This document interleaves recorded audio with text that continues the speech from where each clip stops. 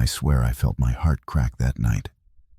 Quietly, like a branch snapping under the weight of snow.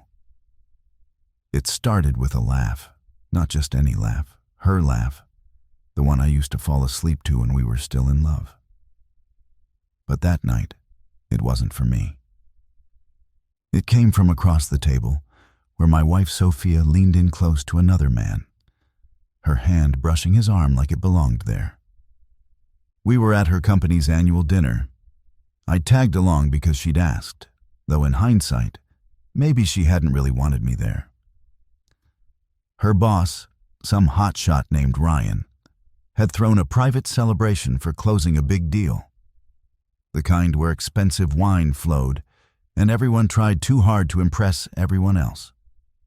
Sophia thrived in that world. Me, I was the odd one out. I fix HVAC systems for a living. I don't network. I just fix things that are broken. But that night, the one thing I couldn't fix was my marriage. "Relax, Alexander," Sophia whispered, flashing me that tight, polished smile she reserved for public appearances. "You look like you'd rather be anywhere else." "I probably would," I muttered. "You've been talking to that guy for 30 minutes. You barely looked at me." She rolled her eyes. "God, not this again. He's my coworker. Can't I talk to people without you turning into the jealous husband cliché?"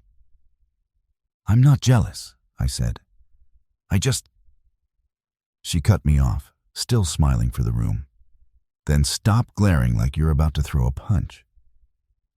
I looked at her. Her lipstick was perfect, her dress elegant, her perfume intoxicating. I used to love seeing her like this. But that night, all I saw was someone who'd outgrown me. Someone who looked happier in another man's presence than in her husband's arms. I took a deep breath, trying to calm down. But then I saw Ryan whisper something into her ear.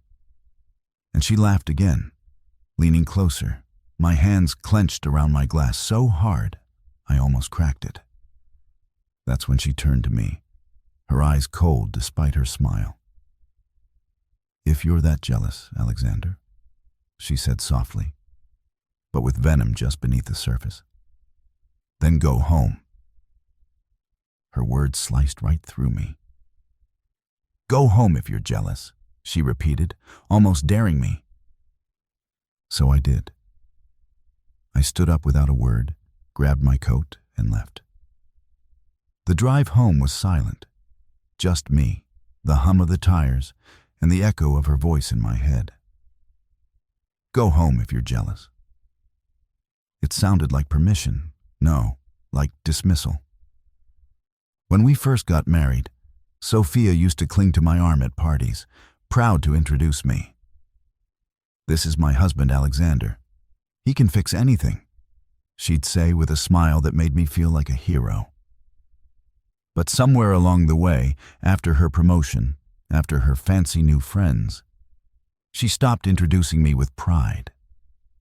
Now I was just Alexander, the guy who didn't belong in her polished world. I parked outside our house in Charlotte and sat there for a long time, staring at the empty passenger seat. My phone buzzed a few times. Texts from coworkers, maybe a friend, but not from her. She didn't even check if I made it home. I didn't sleep much that night. I tried to, but every time I closed my eyes, I saw that smirk on her face, the way she looked at Ryan, the hand she rested just a little too long on his arm. By 2 a.m., something inside me broke. I wasn't just jealous anymore. I was done being treated like a nuisance in my own marriage. So I made a decision, not out of anger, but out of clarity. If Sophia wanted space so badly, I'd give her all the space she needed. When she stumbled in at 3:47 a.m., I pretended to be asleep.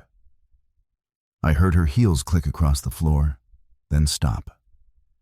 There was a faint scent of whiskey and men's cologne, not the kind I wore. She hesitated, maybe glancing toward me.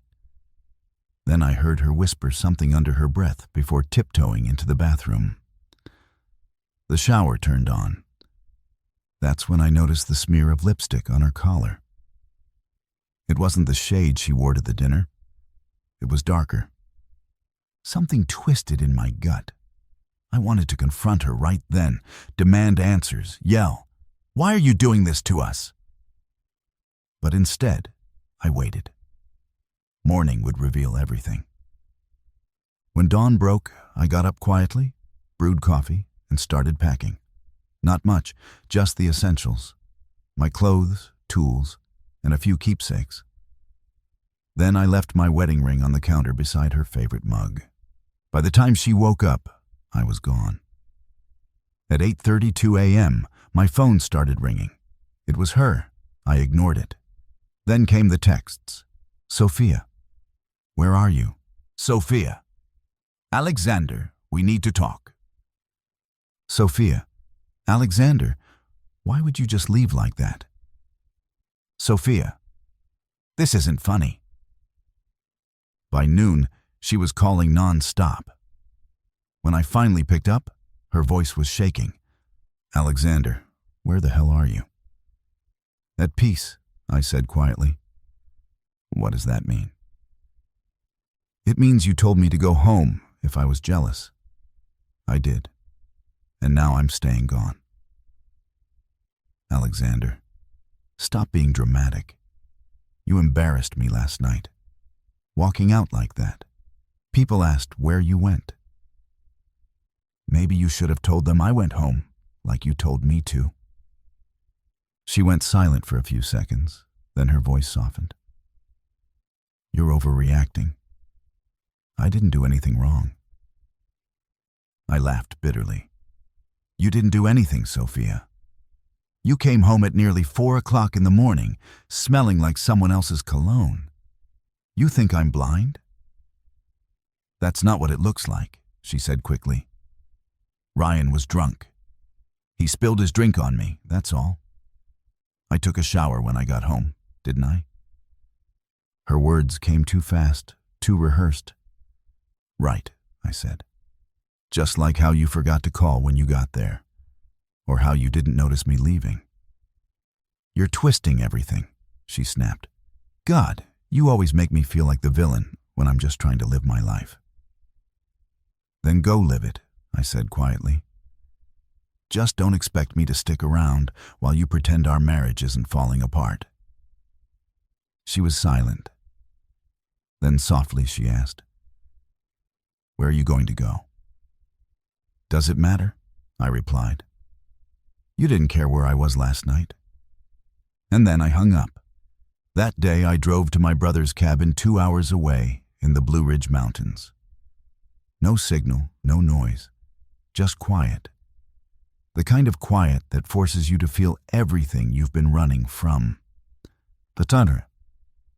I spent that first night sitting on the porch, watching the stars and wondering when love had turned into suspicion. When laughter had turned into lies. The truth hit me hard. I'd been fighting for a version of her that didn't exist anymore. The next morning, my phone buzzed again, this time with a voicemail. Her voice was softer, now broken. "Alexander, please call me. I didn't mean what I said. I was drunk and stupid. I shouldn't have told you to go home. She paused, and I could hear her start to cry. "I don't even know why I flirted with him. Didn't mean anything. But when you left, it felt like I lost everything. Please come back. We can fix this." For a second, my heart almost gave in. But then I remembered the look in her eyes when she told me to go home. The utter indifference. It wasn't one bad night. It was years of small, deliberate choices that chipped away at us. So I texted her one last time. "Me. You told me to go home if I was jealous. I finally did. Turns out home isn't where you are anymore." Weeks passed. She tried calling a few more times, then stopped. I heard from mutual friends that she quit her job shortly after the incident. Apparently, word got around that she crossed the line with her boss. Karma, I guess. As for me, I started over. Rented a small place in Asheville, went back to work, rebuilt my peace one day at a time. I won't lie, it still hurts. I still think about her laugh sometimes, and how it used to belong to me. But the pain doesn't own me anymore. Because the night she told me to go home, she thought she was pushing me away out of spite.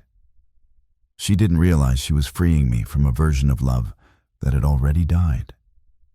And that, more than anything, was priceless.